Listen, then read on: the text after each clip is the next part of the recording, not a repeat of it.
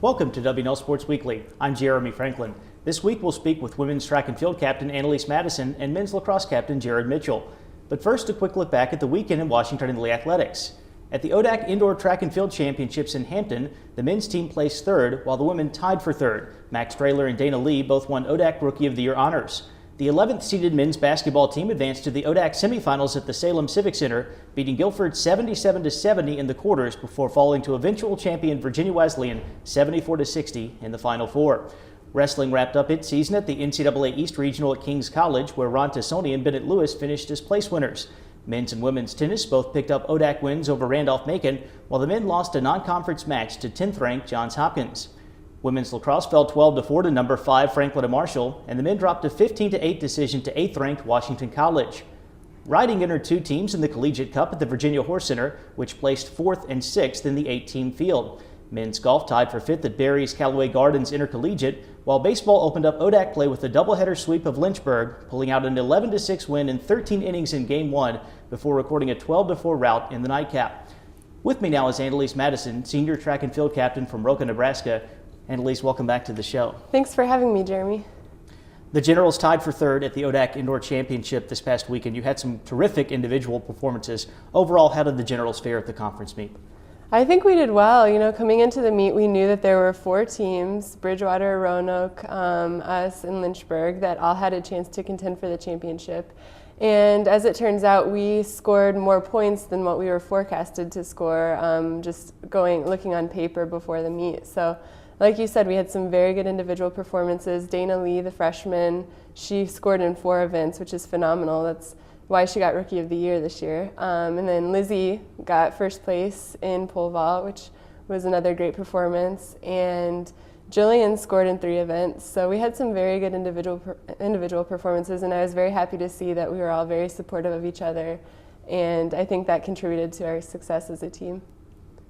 On a personal level, you had a great meet. You won the mile race. You finished third in the 800 meters and the 3,000 meters. How pleased were you with your performances on Sunday?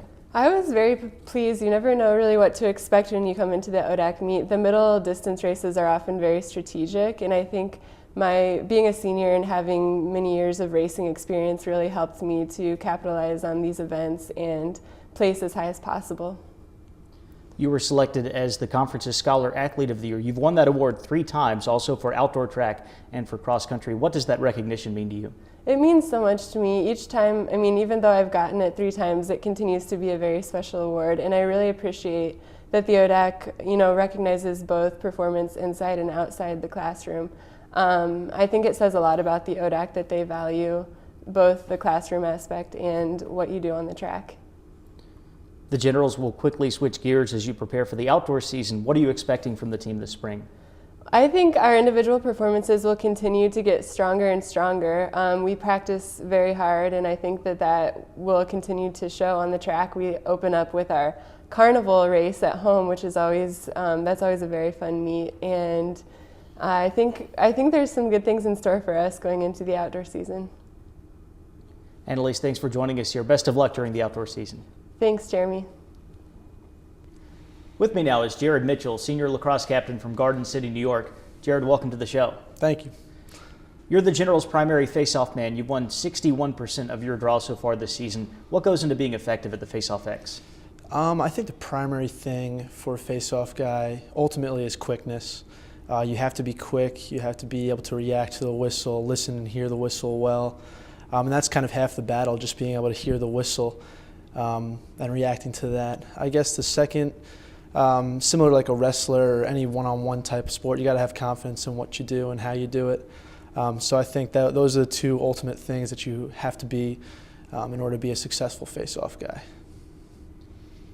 Washington and Lee put together a great 2013 season. You advanced to the ODAC championship game. You made it to the 2nd round of the NCAA tournament. You've got a lot of guys back from last year's team. How has that contributed to the high expectations for Washington and Lee in 2014? Well, we had a great year, as you said. We're looking to build off that year and continue where we left off. We have a lot of guys back. We lost some guys. Garrett Paglia is All-American, who's back this year, and Cameron DeBeer, top scorer last year, is back. So we have the tools to do it. It's more going to be putting those pieces together and seeing if everyone can contribute Cam Lewis has put together a great year thus far, and hopefully he can be that guy to fill in the void left by All-American Mac Means. Defensively, it's going to be another big thing.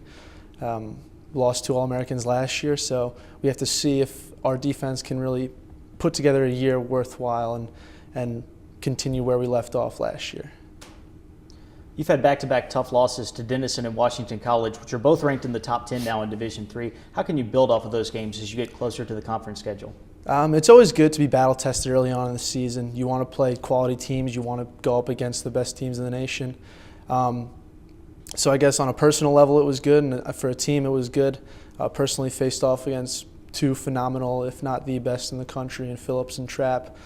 And then that kind of just readies you for the ODAC play and readies you for the season to come and the NCAA tournament that's to inevitably come.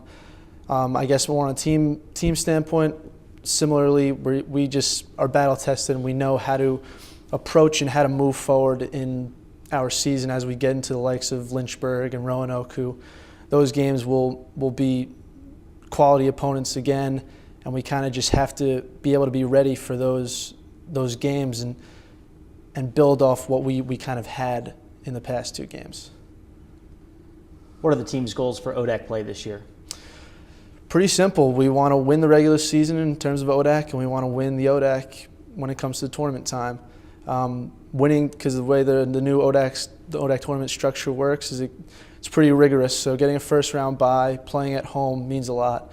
So if we could win during the regular season, and that pretty much means winning out in ODAC play, then that would be great. That's what we want to do, and that sets us up very nicely to play at home and be successful in the ODAC tournament. ODAC tournament, that we want to have the automatic bid into the NCAA tournament. That means that we win out, we play well, and we roll right into the NCAA tournament and hopefully be successful there too. Jared, thanks for joining us here. Best of luck the rest of the way. Thanks for having me, guys. It's time now for a look at the upcoming weekend. The baseball team takes on Randolph-Macon in an ODAC doubleheader at Cap and Dick Smith Field on Saturday afternoon. Women's lacrosse hits the road to face top-ranked Salisbury, while the men's team visits Franklin and Marshall. And women's tennis travels to Shenandoah for a Sunday ODAC match. We'd also like to send our best wishes out to Michael Todd on the new addition to his family. Congratulations, Michael. For WNL Sports Weekly, I'm Jeremy Franklin. Thanks for watching.